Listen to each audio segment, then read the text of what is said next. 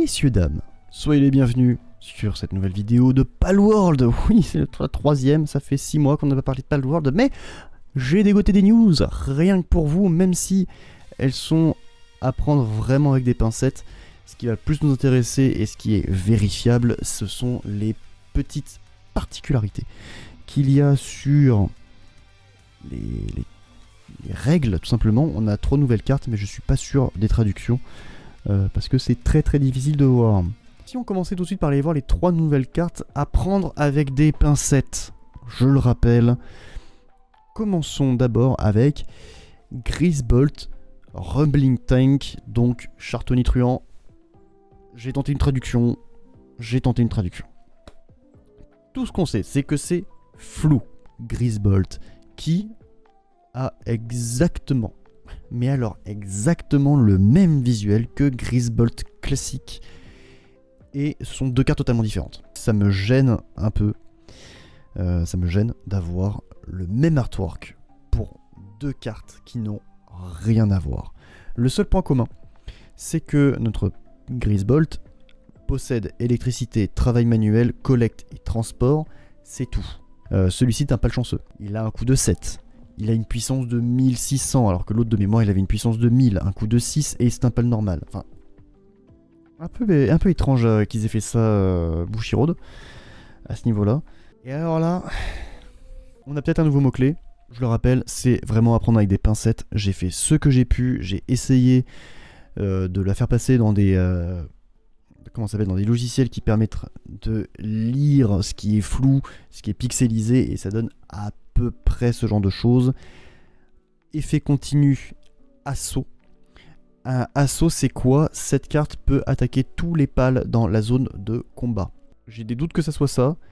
Si c'est ça, c'est très fort. 1600 de puissance, c'est plutôt pas mal. Coup de 7 quand même, hein. Un coup de 7. Il a quand même un strike de 4. J'ai pas noté, c'est vrai. Il est vrai que je l'ai pas noté dans le petit truc, mais c'est une carte, comme je l'ai dit, qui a le même artwork, très chiant, mais qui est un pal chanceux. Donc on a encore des pals chanceux, ce qui est un peu étonnant, mais un truc qui peut être...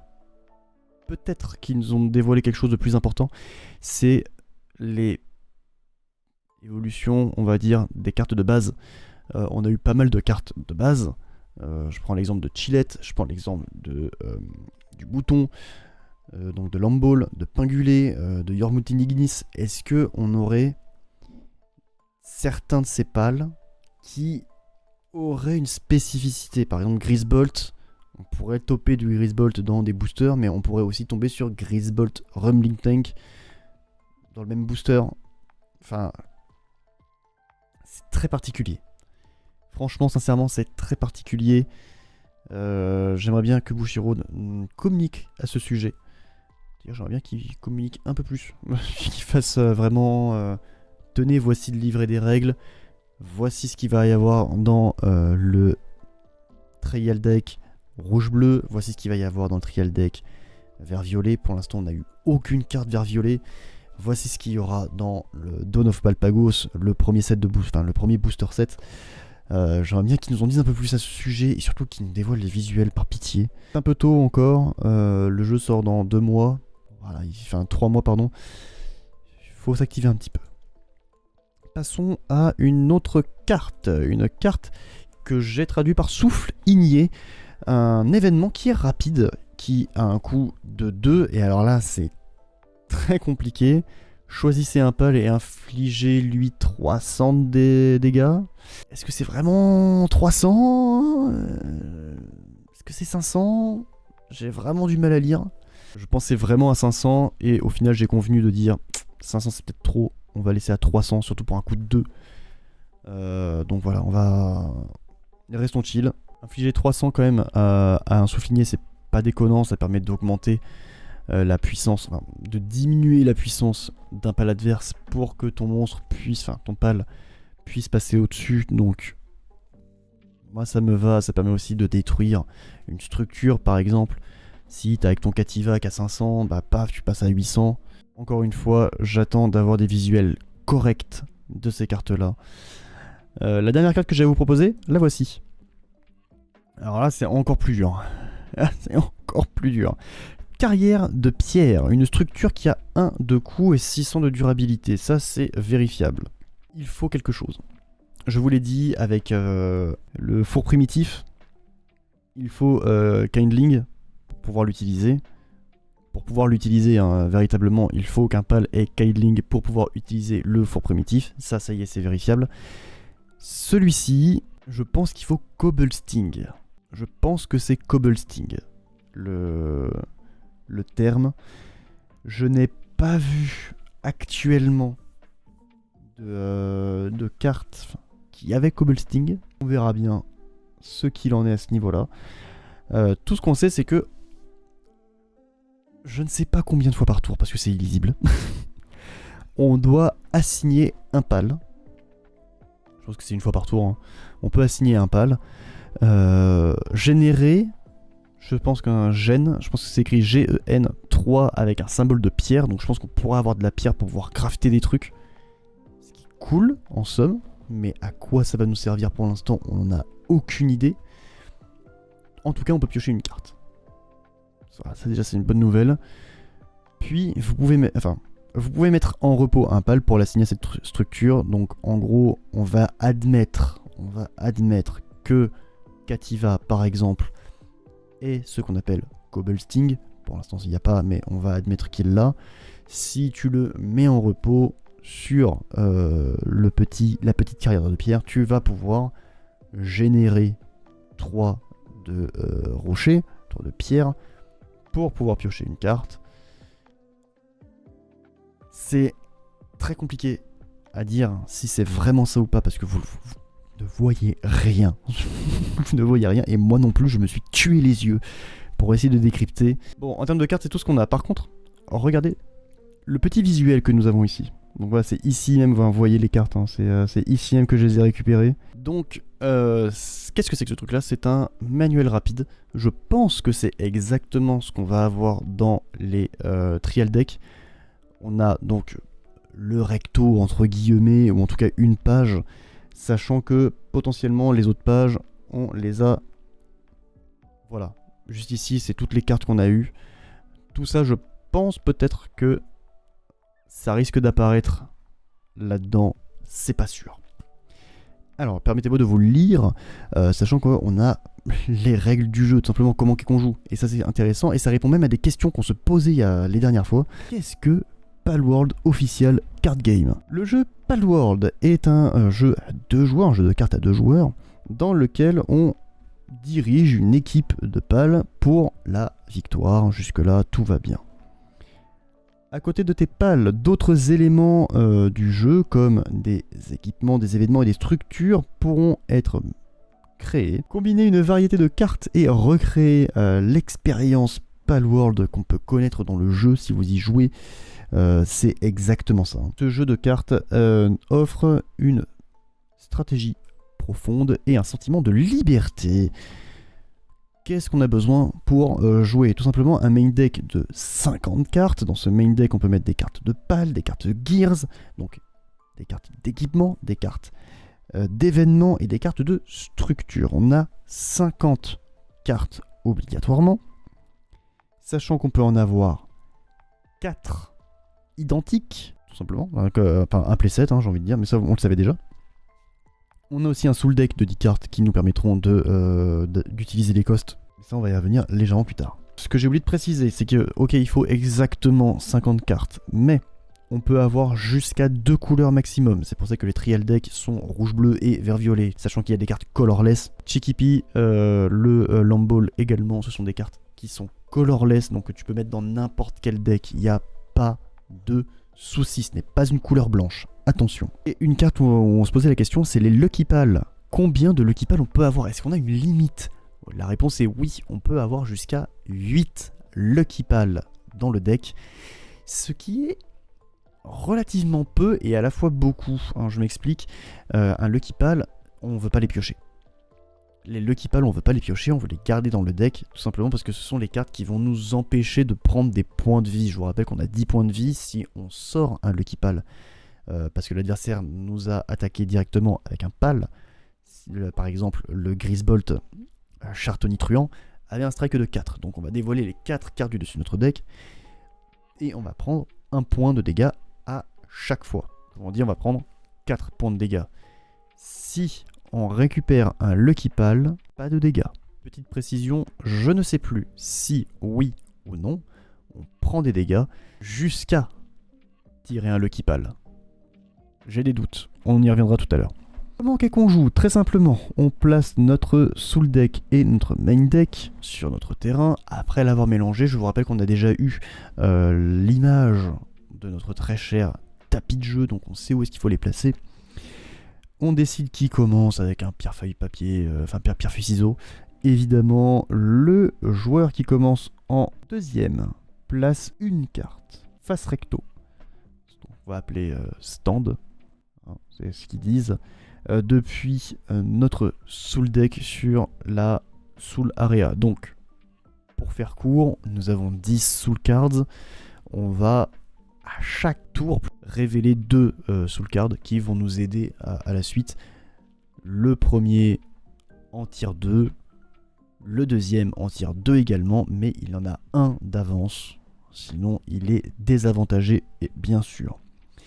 Chaque joueur pioche 5 cartes. Un départ de 5 cartes, ce qui est plutôt pas mal. Les joueurs choisissent de repiocher leurs cartes. Donc on a un mulligan, ce qui est très cool. Vraiment, c'est très très cool ça. C'est l'adversaire, c'est le joueur qui commence, qui a été désigné premier, qui décide si oui ou non il mulligan, puis l'autre joueur décide si oui ou non il mulligan. C'est pas les deux en même temps. Si il décide de mulligan, tout simplement, on prend les cartes, on les mélange dans le deck, puis on repioche 5 cartes et c'est tout. Commençons par la stand phase. Donc la stand phase, c'est quoi?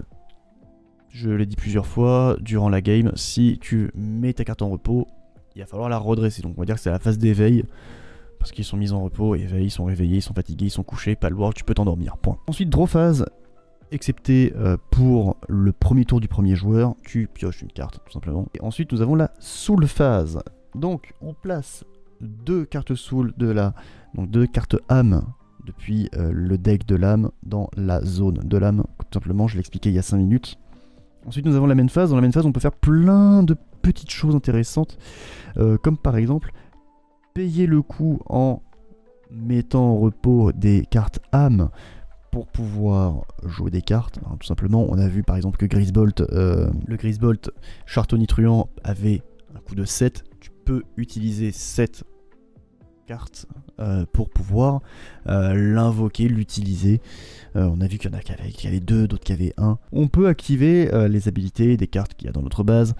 Par exemple, on l'a vu tout à l'heure, le Stone Pit, la carrière de pierre qui nous permet de piocher une carte si on peut. Ensuite, nous pouvons également mettre en repos nos pales pour attaquer des pales adverses qui sont également en repos et uniquement qui sont en repos. Les autres, ça malheureusement, on ne peut pas. On peut également attaquer la structure ou le joueur adverse, sachant que les pales adverses peuvent bloquer. Évidemment, je pense qu'on ne peut pas le faire durant le premier tour, ce qui serait quand même très bizarre, on va pas se mentir. On peut également mettre en repos 3 âmes pour piocher une carte depuis le deck, ça on peut le faire qu'une seule fois par tour bien sûr. Au niveau des combats, lorsqu'il y a un combat entre un pal attaquant et un pal adverse ou une structure, le pal attaquant et le pal qui se fait attaquer reçoivent tous les deux des dommages équivalents à leur puissance. On a vu par exemple Relaxorus qui a 1100, on a le Grisbolt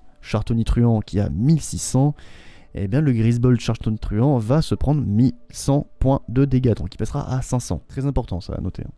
C'est pour ça qu'il a une grosse attaque, c'est qu'il peut taper plusieurs petits pals, si la traduction est bonne. Ensuite, nous avons des structures. Une structure ont une durabilité à la place d'une puissance. Elles ne peuvent pas donner de dommages de combat. Donc on a le Stone Pit, par exemple, la carrière de pierre qui a 600. Si moi, avec mon Grisbolt Chartonitruant, je l'attaque, je ne passe pas à 1000. J'ai toujours 1600. Par contre, ta carrière, elle est finito. Également, les cartes qui ont reçu des dommages équivalents ou supérieurs à leur puissance ou à leur durabilité iront au cimetière, bien sûr. Quand vous vous faites attaquer, eh bien on peut mettre en repos l'un de nos pals de notre base pour simplement rediriger l'attaque dessus. C'est techniquement le terme exact, c'est bloqueur. Imaginez que tous vos pals ont le trait bloqueur globalement. On peut également utiliser des cartes qui ont un effet rapide. On a vu tout à l'heure le soufflinier qui avait un coup de 2 et qui est rapide. C'est pour ça que c'est intéressant de garder des âmes redressées de ton côté quand c'est le tour de l'adversaire, pour pouvoir utiliser des cartes rapides derrière. Dans tous les cas, elles seront redressées lors de ta propre stand phase, donc tranquille. C'est pour ça que ça va être énormément de gestion de ressources en termes de gameplay, hein. J'aime beaucoup. En termes de damage, bah tiens, je me posais la question tout à l'heure, en termes de damage, c'est tout simple. Le joueur qui s'est fait attaquer révèle des cartes depuis le dessus de son deck selon le strike, hein. Donc comme je disais, Grisbolt, Chartonitruant a un strike de 4, donc tu vas révéler un par un les 4 premières cartes du dessus de ton deck. Si une carte a le symbole chanceux, donc si tu as un Lucky Pal qui apparaît, tout simplement, tu arrêtes de révéler et tu annules les dommages. Pour gagner la partie, parce que c'est vraiment écrit en petit, hein. Pour gagner la partie, il faut réduire les points de vie à 0, mais il faut attaquer l'adversaire une dernière fois. C'est ça qui est bizarre. C'est t'as plus de points de vie, ok. Eh bien il faut que l'adversaire te retape une dernière fois pour confirmer, tout simplement. Peut-être qu'on aura des cartes de soins. Ouh, je pense qu'on aura des cartes de soins. Ça peut être très cool, des cartes de soins. Et enfin, on a vous le voyez en bas à droite, hein, c'est tout petit, c'est écrit Q&A. Petite question, vous avez une réponse derrière. Que se passe-t-il si on n'a plus de cartes dans le deck? Et bien tout simplement, on a perdu la partie. Donc faites attention à vos cartes. Puis-je attaquer un pal qui n'est pas mis en repos dans la base de l'adversaire? Non, on peut taper uniquement les pales mises en repos. Et enfin, une question que je m'étais pas posée, mais qui est hyper intéressante. Est-ce qu'il y a une limite de cartes dans la base? Eh bien, oui et non. Oui, on peut avoir jusqu'à 5 pales sur le terrain. Ça déjà, c'est bon signe à savoir. Hein. On a jusqu'à 5 pales. Mais on n'a aucune limite pour tout ce qui est structure et équipement. L'équipement, honnêtement, je pensais que c'était du one-shot. Visiblement, ça reste. Comment les utiliser? Ça, pour l'instant, on n'en sait pas plus. Une fois qu'on a fait la main phase, on va passer la end phase, tous les dommages que les pales et les structures ont subis redeviennent à 0, tout le monde récupère ses points de vie et on repasse à la stand phase adverse. C'est tout ce que j'ai pour l'instant en termes de règles. Je pense que je vais rapidement faire une vidéo pour expliquer un petit peu les rulings de manière plus simple, plus visuelle. Je vais essayer d'utiliser un simulateur pour ça. Je crois qu'on a quelqu'un qui a bidouillé un petit simulateur. Si ça vous intéresse, il est dans le Discord. N'hésitez pas à aller voir. Moi, je vous remercie d'avoir été présent. Si vous voulez en savoir plus, avoir les news un petit peu plus en avance, bah, rejoignez le Discord. Hein, c'est là où je mets toutes les news à la main avant d'en faire des petites vidéos, des petits lives comme celui-ci. Vous pouvez aller regarder une autre vidéo, vous pouvez vous abonner. Et je vous dis à la semaine prochaine, peut-être, pour des news Palworld. Je l'espère. En attendant, passez une bonne soirée et à la prochaine.